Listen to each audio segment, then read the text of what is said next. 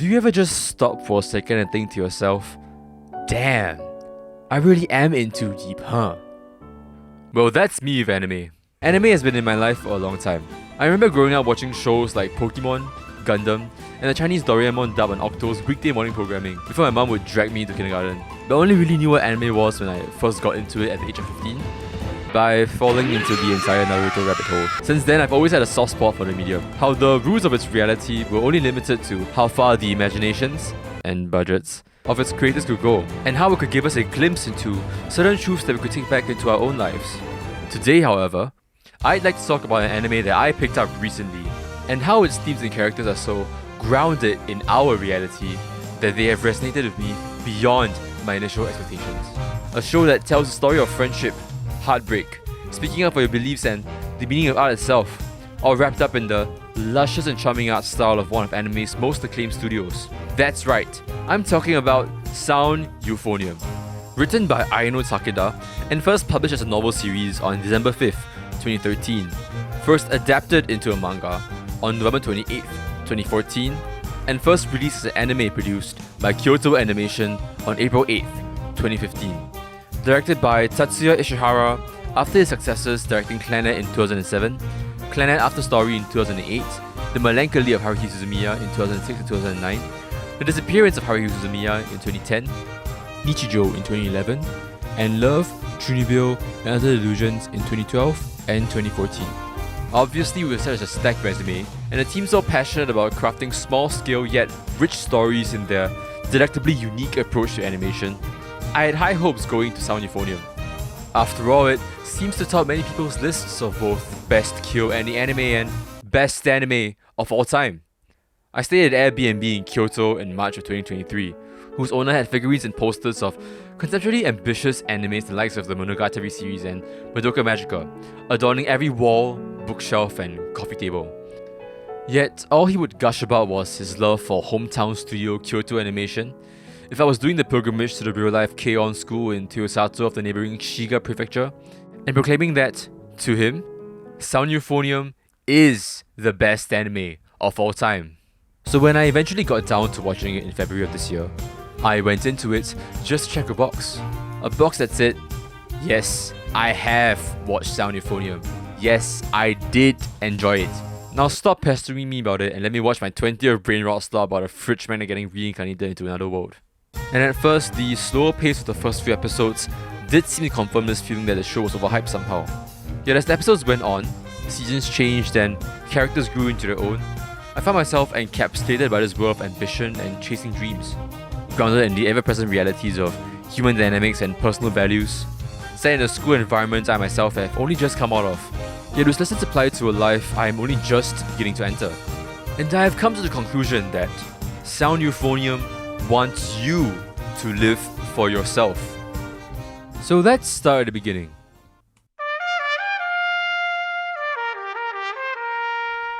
Kimiko Omae has just started high school and is looking for a new club to join. Inspired by her older sisters playing in a symphonic band, she picks up the euphonium and joins the band in her middle school years. Yet despite wanting to try out a different club, now that she's in high school, her indecisive inclinations sway her to continue in the band, after meeting friends both new and old who want to join it, and charismatic seniors who persuade her into joining. Despite this initial lackadaisical attitude towards the club, Kimiko can't help but pay more attention to her instrument and to the people around her, as a change in music directors and bitter experiences from the year prior forced members of the club to be more ambitious and aim for gold in the national competitions. Kimiko reflects on her own prior experiences in being ambivalent when her middle school band lost their chance at nationals, and realizes she wants to commit more of herself this time, to find meaning in the club, and encourage those around her to put aside the differences in achieving a shared success. This is where the story got me hooked.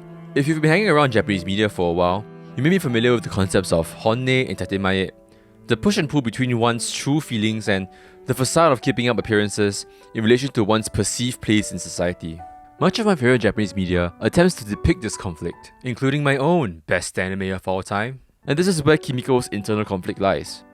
Over the course of the story, we see Kimiko grow from someone who feigns ignorance to one who acts upon her own instincts, who asserts her judgments yet is never overbearing, and in doing so, gains the trust of her peers and teachers to handle both interpersonal and club-wide matters. She stumbles into situations with two seemingly opposing sides, yet with the assurances of the people closest to her, she manages to pave her own way while holding herself to the same standards she sets for others. Of course, she doesn't learn to do this all in a day. There's a reason why this anime spans 3 seasons, a movie, and an original video animation in its official canon. Why it takes the 3 fictional years of high school and the 9 real-life years of anime production for Kimiko to come to this realization. In seasons 1 and 2, Kimiko begins developing the values she'll come to hold dear.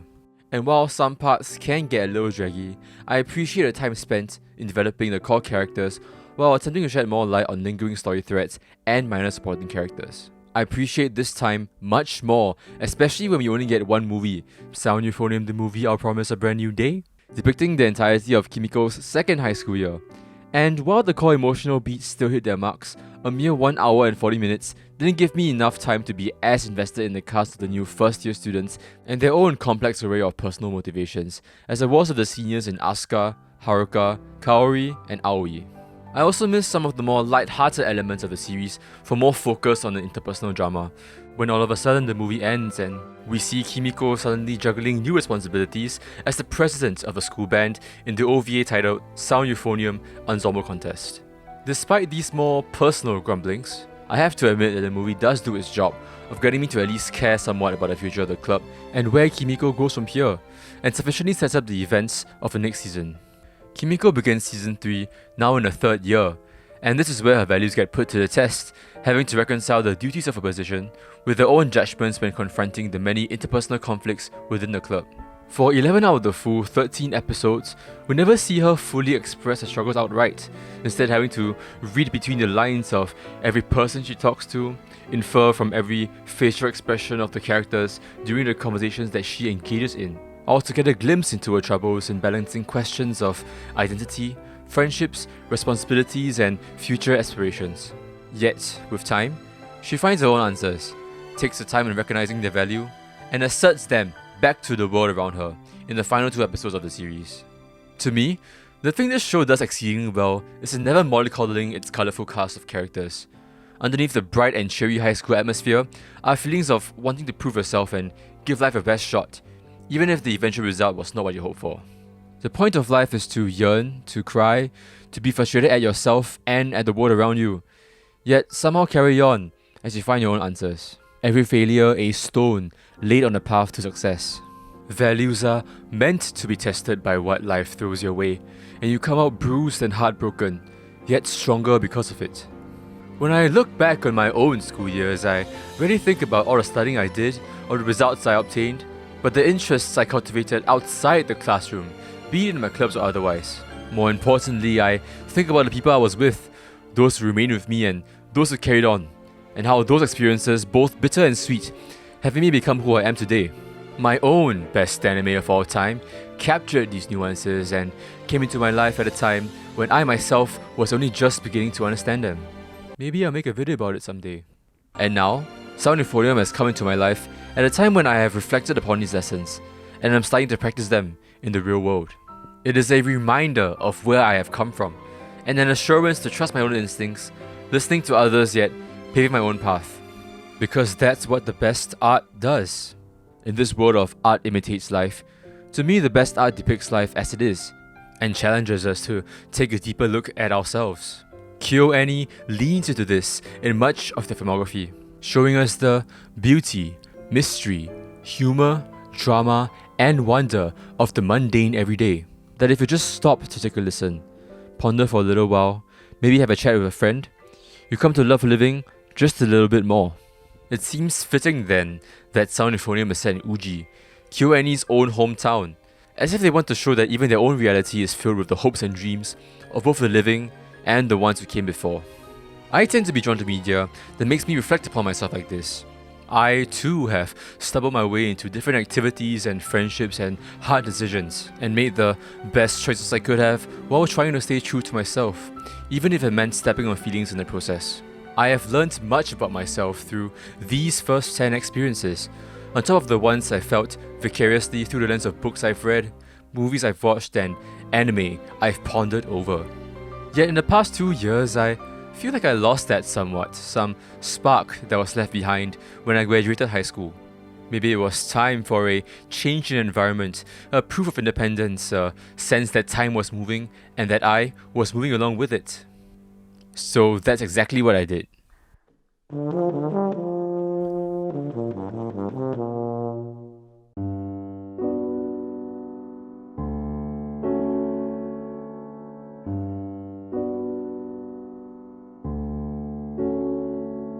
I have been to Japan literally every year since you last saw me.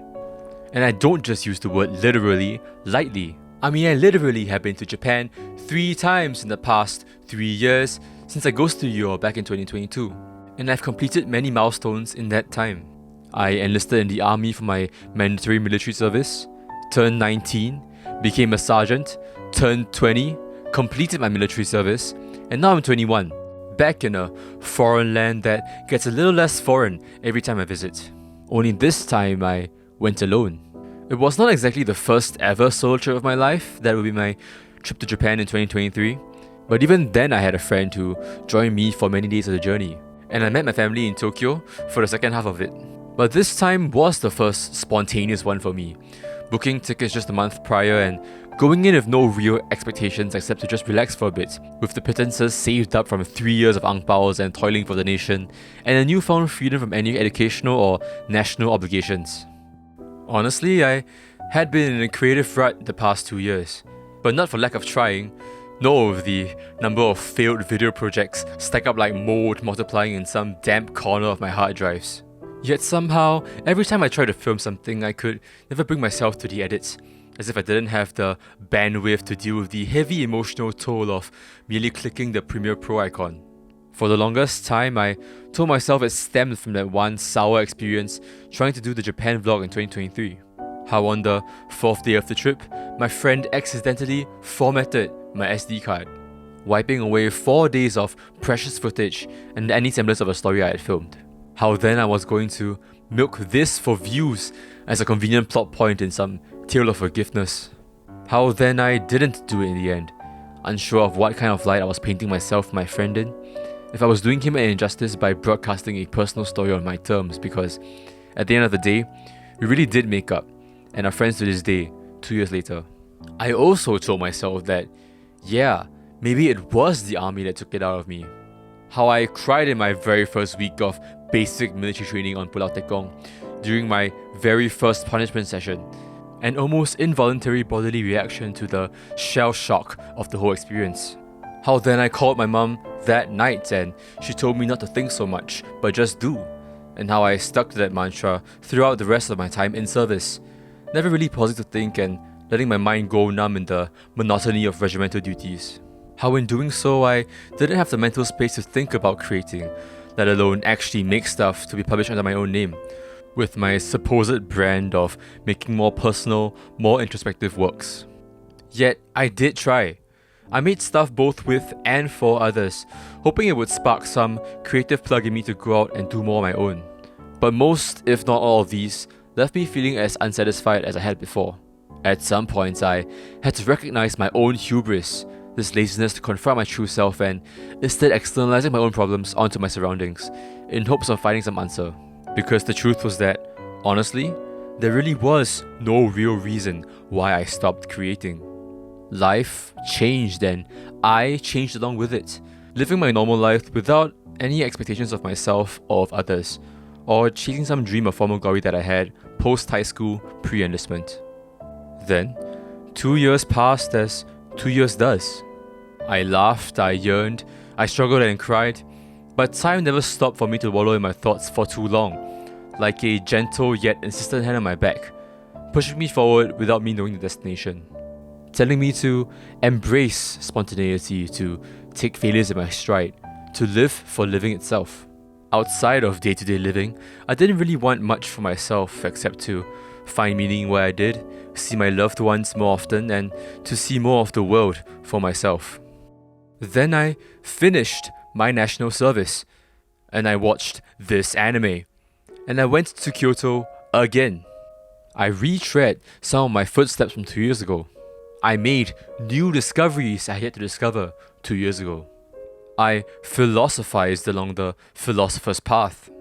I sat for 20 minutes at a view overlooking the land bridge Amano Hashidate, one of Japan's top 3 most scenic attractions according to the Japanese, gazing at the mountains that I never get to see at home, and raw dogging life without my earphones in or Instagram reels to keep me company. I walked along the land bridge Amano Hashidate, one of Japan's top 3 most scenic attractions according to the Japanese, feeling the cool spring breeze as I stopped midway at a roadside tea house for a sip of amazake. It was my first time trying it, by the way, after seeing it featured in every anime with the New Year celebration at the shrine, like that one scene in From Me to You. It tasted like barley water. It was not bad. And then I went to Uji. I had some matcha parfait and brought some matcha home for my sister. I strolled along the Uji River, listening to the slightly out-of-place Japanese rendition of Haikuo Tienkong by Beyond, played by 2 buskers who fit what I would imagine is the age group of people who would be familiar with 90s cantopop, and swatting away flies as I sat on the fabled Kimiko bench, where a young, bespectacled man had sat before me, and another young, bespectacled man would sit soon after. I did the 20-minute climb up to the Daikichiyama observation deck to catch a glimpse of the city from above, another well-featured set piece of the anime. And all of it was just normal. Not particularly flashy like some other parts of Kyoto, nor soul-crushingly mundane as per other small towns across Japan. It was simultaneously proud of its history yet at peace with its place in the modern world. Somehow it brought me back to why I started creating stuff in the first place. Not to chase some goal of resume building or being a true artist or whatever that means, but the want to create itself. A want that started outside the classroom, in the clubs I was in with the friends I was with. I left home to escape the environment I thought had shackled me, but instead came to the realization that it is that same environment that shaped me into who I am. Just as Kimiko stumbled into the world of music but eventually took ownership of that interest, I too stumbled into the world of cameras and film since my dad gave me my first Canon Power shot back in 2008, and I've since taken ownership of that interest without any specific end goal in mind. Just as the Kita Uji High School band tried again to get gold at the nationals, I too tried again to create, yes, with failures and doubts floating in my wake, yet somehow finding the motivation to get back up again and continue trying regardless. And just as the mundane beauty of Uji sparked KyoAni's passion for sound euphonium, the underlying feelings of normal school life sparked my own video projects back in 2022. I didn't exactly create out of a need, and sure, the past 2 years proved I could still survive without creating much for myself. But I wanted to, and so I did. I found reasons and opportunities to create for and with others because I wanted to, and so I did. And I made peace with the fact that I'll probably never be able to express my truest feelings in my arts or in my words, like a kid with a crayon drawing circles around an empty canvas, never managing to fill in the center. And that's okay. If I don't create, that's okay too. But when I do create, I'll do it because I want to. Recently, I was talking to a friend from high school, and I asked her how she thought I had changed since we graduated. She replied that I hadn't changed much, that my energy was somewhat similar to how she knew me back in school, but that my words had more weight behind them somehow. Like time had tested my values, and that I believe in them all the more now. Maybe that's true, maybe it isn't.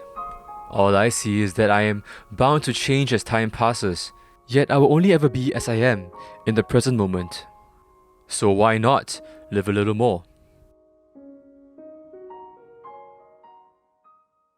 In conclusion, Sound Euphonium wants you to live for yourself.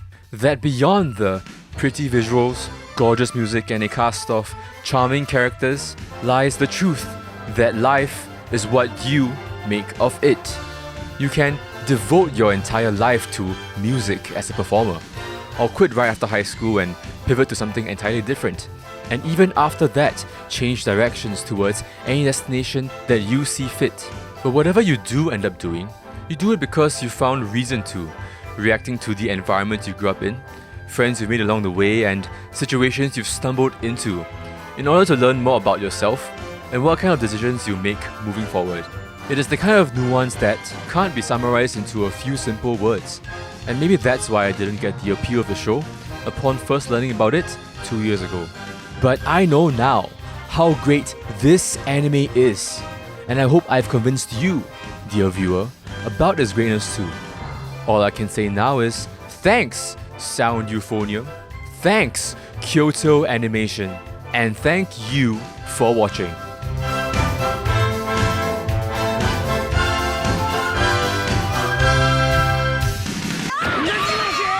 Hello, thanks for sticking around to the end.